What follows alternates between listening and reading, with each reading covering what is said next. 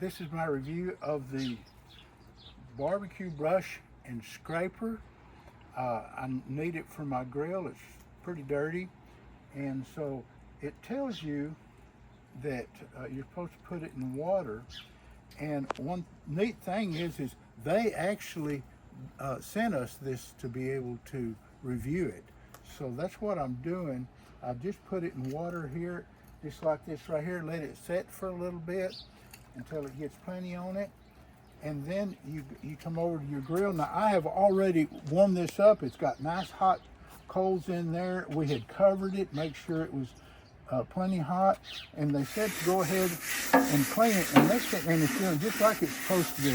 It's got steam coming off of it, and so it is cleaning the grate, and it's doing a great job. It looks like the first time that I have used this, and back and forth, and just that little bit. Oh, I like it better than a regular brush. I mean, those wire brushes. This is doing a fantastic job. And then it's got the little scraper here on the end if you need it, but it did a good enough job. I don't think I even need that. So I think this is going to be great. I've always had a problem with the wire brushes. They wear out quick. This is going to be good. So anyway, I like it. I hope you will.